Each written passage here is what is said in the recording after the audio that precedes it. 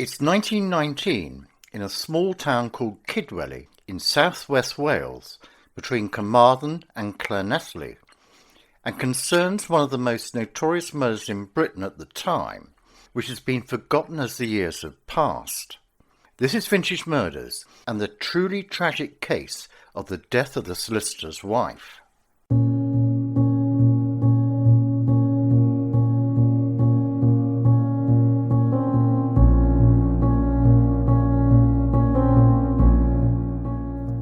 It all begins in 1874 with the birth of Harold Greenwood in Yorkshire.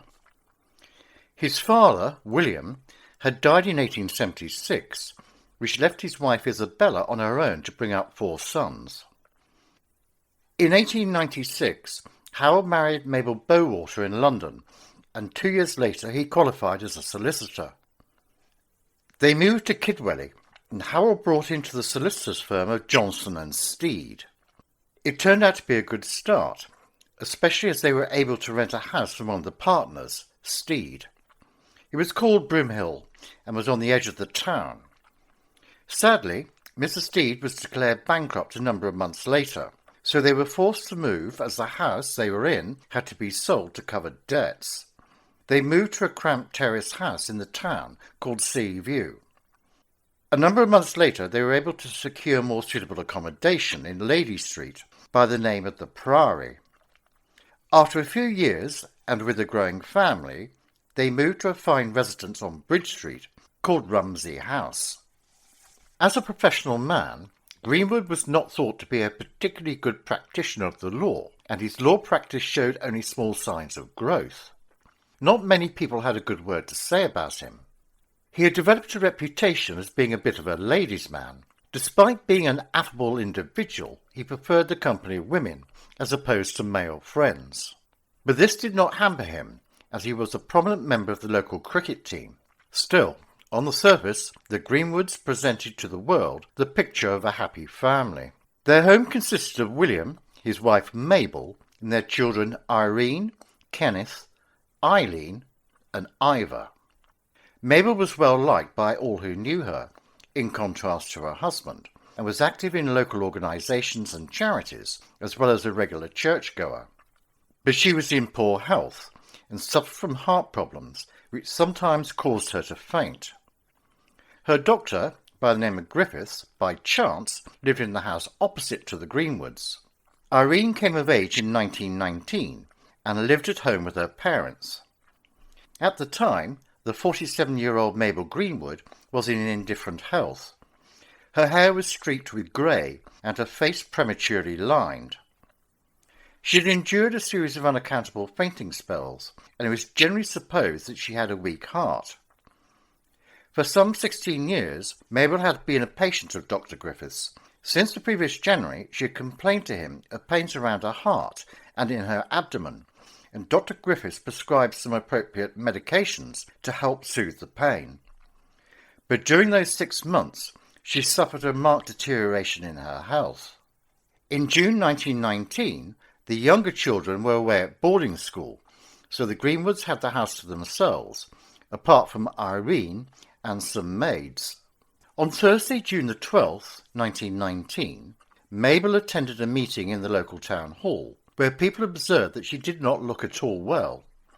Next day she saw her dressmaker, and mentioned that she was looking forward to a forthcoming holiday with her unmarried sister, Edith Bowater. On the Saturday, Martha Morris, who was formerly a nanny to Irene, was visited by Mabel, who, on her way home, called at the Phoenix Stores and bought a bottle of Burgundy, which was to be served at lunch on Sunday. Then, that afternoon, she decided to go to a tennis match some 5 miles away. Her husband tried to persuade her to stay and rest, but she insisted that being in the open air would do her good. She sat out in the garden while her husband tinkered with his car with a friend called Foy. Lunchtime came, and the Greenwoods sat down to a Sunday roast, which was the customary beef with vegetables and all the trimmings, followed by a gooseberry tart with custard, which was served at 1 o'clock.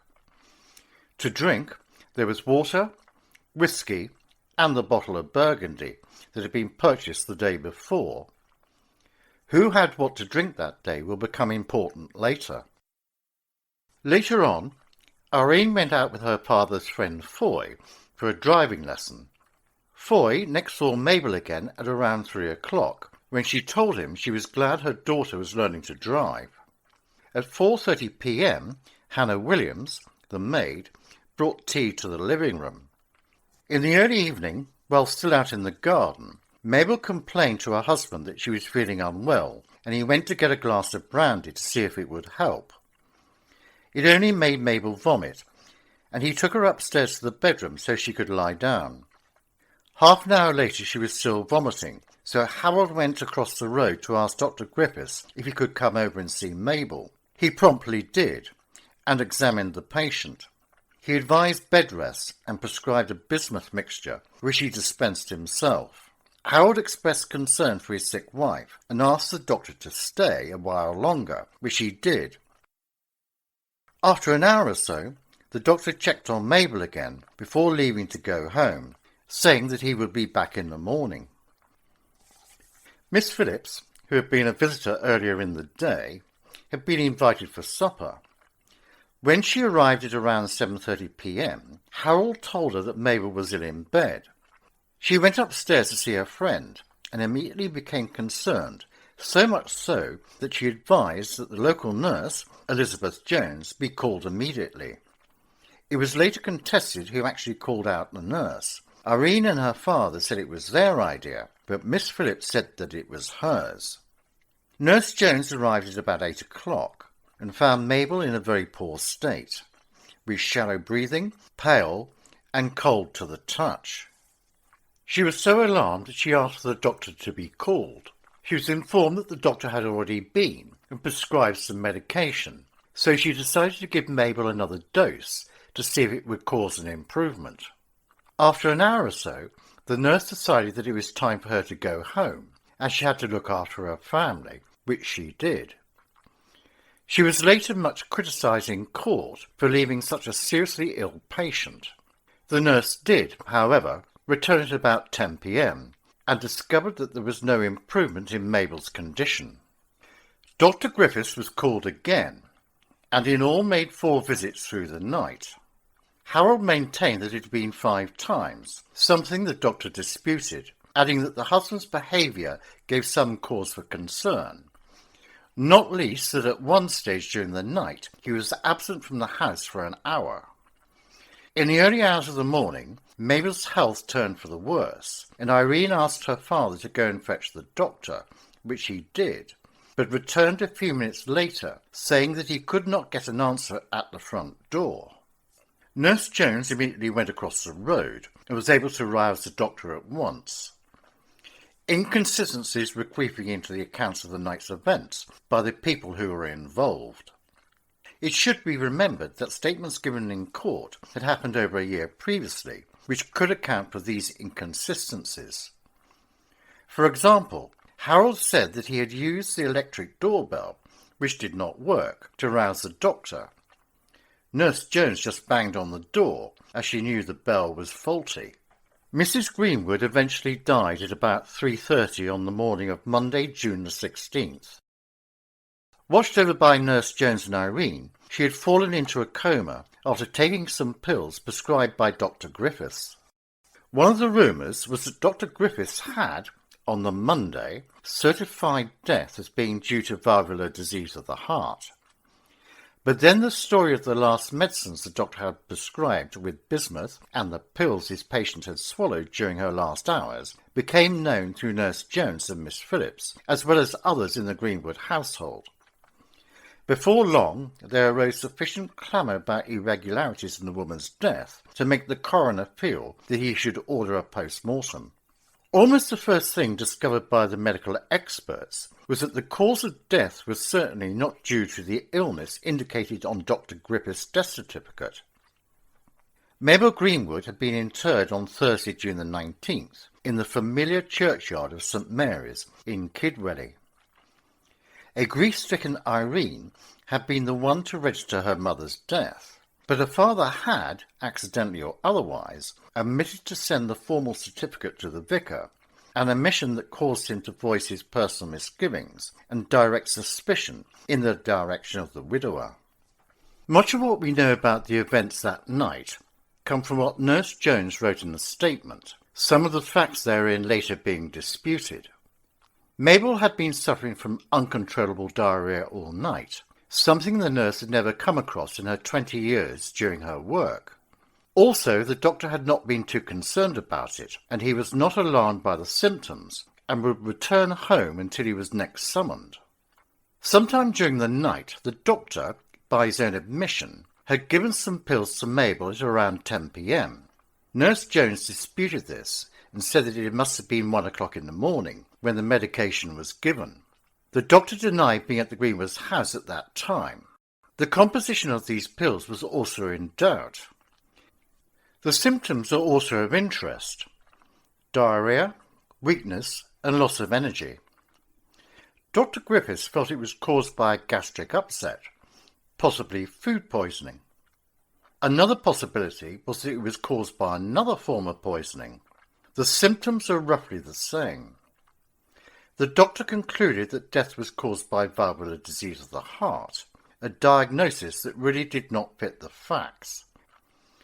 So, surely this is the end of the story of the sad death before her time of a loving and devoted wife, leaving a husband and 4 children behind. But is it? Possibly, except for what transpired in the following weeks. Gossip about what had happened started to circulate in the town. This might have originated because of a chance conversation between Nurse Jones and the local vicar. She said that she'd never seen an illness such as the one that Mabel had, and an autopsy should have been done to find the exact cause. When asked by the victor if she thought there may be something suspicious, she said she didn't think so, but was not completely certain. During the weeks that followed, Harold Greenwood's behaviour became strange. He wrote a letter to Dr. Griffith's sister, which appeared to be an offer of marriage. My dearest May, I have been trying hard to get you this last fortnight, but no luck. Always someone going in or you were out. Now I want you to think very carefully and to send me over a reply tonight. There are very many rumours about, but between you and I, this letter reveals the true position. Well, it is only right that you should know that Miss Bowater and Miss Phillips between them have turned my children against you very bitterly. Why, I don't know.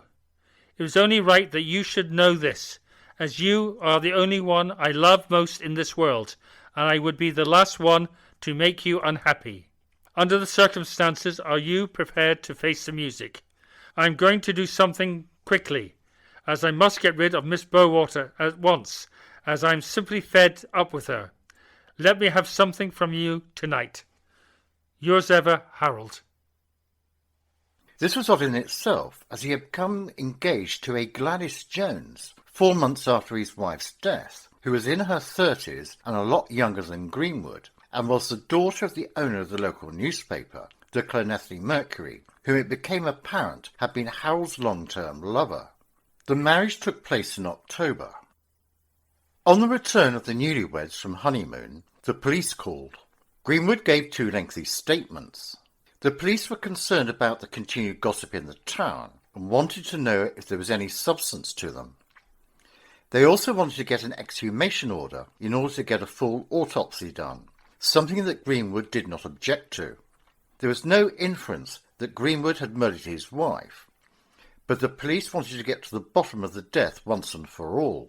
Gossip had increased to such a level that in October 1919, a Harris coroner eventually agreed to an inquest, hoping to clear up what was becoming a progressive mystery. In April 1920, the coffin was exhumed, and the autopsy was carried out. Samples were sent away for analysis and various tests carried out. A report was prepared and forwarded to the authorities.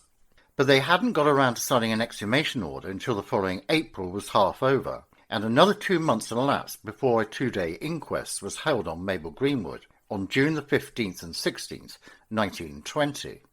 The apparent reason for the delay was that, when the body was exhumed, no trace of heart disease was found. and the body was seen to be well preserved. In fact, it was too well preserved. For the doctors examining the remains discovered between 1/4 and 1/2 grain of arsenic in the body. Dr. William Wilcox, an expert in his field, gave evidence that he had not found any trace of heart disease, which was the stated cause of death. He went on to say that the organs that had been examined showed that they contained arsenic. After testimony from 20 witnesses, the jury returned a unanimous verdict that the deceased had died of acute arsenic poisoning and that the perpetrator was Harold Greenwood. That there were cheers from the onlookers in the court when the verdict was delivered. When the jury foreman led the 11 others back into the inquest room from their deliberations, he told the coroner in a loud voice, "We are unanimously of the opinion that the death of the deceased, Mabel Greenwood, was caused by acute arsenic poisoning, as certified, and that the poison was administered by Harold Greenwood." Greenwood was promptly arrested on the 17th of June 1920 and charged with suspicion of murdering his wife by administering poison. After another interview at the police station in Llanelli, he was formally charged with murder and committed for trial at Carmarthen Assizes. After 4 months, the trial commenced on the 2nd of November 1920. Greenwood's solicitor had managed to secure the services of Sir Edward Marshall Hall, one of the most eminent defence barristers of the day. Due to his reputation, it attracted much public attention, and the court was packed each day with onlookers. The prosecution was led by another renowned advocate of the time, Sir Edward Sampson. The judge was Mr. Justice Sherman. The details of the Greenwoods' home life in Kidwelly were bared for harsh scrutiny. It was the prosecution who found that their case was resting on an unsure motive. Harold had been dependent on Mabel's money in order to keep Rumsey House going. His own income from the law was irregular, even in a good year. His dead wife had between £700 and £800 a year in her own right. It had left Greenwood able to live in the style to which he had become accustomed. By her death, he had lost by far the major part of his income, since his wife had been only a life beneficiary of her father's estate. On her death, the income had passed in equal shares to her children, whose trustees controlled it. In short, Greenwood simply couldn't get his hands on any capital, an important point to bear in mind when considering motive, or lack of it. The defence argued that Dr. Griffiths had given Mabel medication, being bismuth and morphine, which could be the cause of death independently of any arsenic. Dr. Griffiths changed his story, later saying it was not morphine but opium, then a much weaker drug, and the defence played on this. Apart from the vomiting, they said there was no evidence of symptoms of arsenic poisoning. It was the purchase from the local chemist of 2 separate packages in February and April containing 60% arsenic and marketed under the brand of Cooper's Weedicide, the contents of which could kill if ingested. It transpired that Greenwood had been open with its procurement, ordering it locally and even signing his own name in the poisons register, not the actions of a secretive murderer. If dissolved in the burgundy consumed during the Sunday lunch, neither taste or colour would be noticeable, and 36 grains of weed killer was only the equivalent of half a teaspoonful. One expert witness had advanced the theory that the reason for the traces of arsenic in Mabel's body was down to having ingested weed killer if it had been over-enthusiastically applied. She did, after all, enjoy spending time in the garden, so it was perhaps possible. But the first real doubt was raised by Marshall Hall, who suggested to Dr. Griffiths that he had made a fatal error by administering Fowler's solution of arsenic instead of bismuth to Mabel Greenwood. He pointed out that bottles containing both mixtures stood side by side in the doctor's surgery. Dr. Griffiths made a poor witness. He was uncertain and contradicted himself. He could not produce his prescription book, and the exact nature of the pills he had given his patient was in dispute. He had earlier insisted that they were morphia, but now claimed they were opium-based, a much weaker drug at the time. He claimed that opium pills were usually described as morphia pills. The key question was whether the dose that the doctor said he had given would have been fatal, rather than the dose he had originally stated, which would have been a mild sedative. This changed the case completely. The doctor had himself given Mabel medication, bismuth and morphine, at the time, which could be the cause of death independently of any arsenic. Hall seized upon this difference to maximum effect. Dr. Wilcox, the medical expert, gave it as his opinion that death was due to heart failure consistent with prolonged vomiting and diarrhoea, which was due to arsenic. The fatal dose must have been taken in soluble form between 1:30 and 6 p.m. He considered that at least 2 grains had been swallowed by Mabel Greenwood within 24 hours prior to her death. The defence called on its poison expert, who stated that Mrs. Greenwood died from morphia poisoning following acute gastroenteritis. With the medical evidence so obviously in conflict, the prosecution looked to Hannah Williams, the maid, who declared on oath that Harold Greenwood had spent half an hour in the pantry before lunch on the fateful Sunday, the inference being that he was occupied in poisoning the wine. But Marshal Hall tore her flimsy evidence to shreds in no time. For the prosecution, the case was simple. The accused had poisoned his wife in order to marry another woman, and on the fateful day, the fatal dose had been in the bottle of red wine, drunk by his wife during the Sunday lunch. The weed killer was coloured pink, so it could be easily disguised in a bottle of red wine. Arsenic in the 1920s was very common, and was used to make weed killer, rat poison, and found in inks of printed wallpapers, clothing, food colouring, and beauty products. As a tasteless and odourless powder, it dissolved easily. One of the symptoms of arsenic poisoning is diarrhoea, leading to dehydration. The defendant had both the means and the opportunity to commit murder. Dr. Griffiths had recently retired, and certain of his records were missing. The judge remarked that any doctor who did not keep proper records of doses he administered to patients was guilty of gross misconduct. The doctor was doomed. As his testimony put the original death certificate in doubt due to its inaccuracy, a new one had to be issued, which was more detailed on the cause of death as a result of the findings of the autopsy. The trial progressed, and thanks to the efforts of the defence, the testimony of a string of witnesses was made to look doubtful or inaccurate. The prosecution's case was starting to look rather weak, especially as there was no real clear motive, not even financial, only circumstantial or coincidental. But one statement appeared to be missing, that of Irene Greenwood, the 22-year-old daughter who had been present at the house on the day her mother died. The police conceded that they had wanted to speak to her, but she had gone to London and that they had made no effort to make contact with her at all. She had not even given evidence at the inquest either. A vital witness, and no one had bothered to speak to her. It was Irene who laid any doubts to rest, but one piece of evidence was vital to the whole case. She contradicted the statement of the parlour-maid that she had drunk from the same bottle. When asked about her recollections, she remarked that she remembered the day well, as her mother had died on it. She said she had drunk wine from the same bottle as her mother during the Sunday lunch, and had not felt even the slightest bit queasy. Moreover, she had drunk 2 glasses to her mother's 1. As the parlour-maid admitted to polishing off the bottle, 3 people would have sampled it. Her evidence more or less demolished the prosecution's case, which was built almost entirely upon the poisoning of the bottle of Burgundy.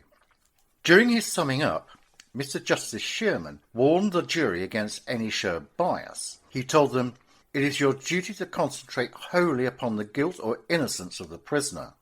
In his summing up, the judge also said, "If she also drank from the bottle, this is the end of the case."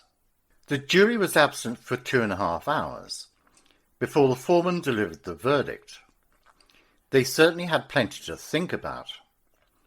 The words on the slip of paper handed to the judge read, "We are satisfied on the evidence of this case that a dangerous dose of arsenic was administered to Mabel Greenwood. We are not satisfied that this was the immediate cause of death.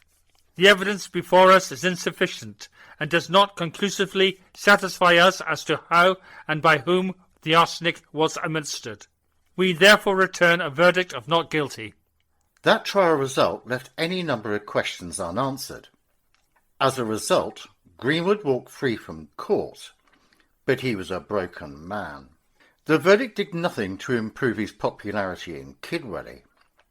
He may have been acquitted, but financially everything was in tatters. The cost of the case left him practically penniless, and in 1923 he was forced to sell the family house, and with little money and in declining health, he and his second wife moved to Ross-on-Wye in Herefordshire. There he changed his name to Pilkington and lived an uneventful life. But his health deteriorated and he died in 1929, 9 years after the trial. As a postscript, on the 14th of January 1964, a little old lady passed away in Llanelli Hospital.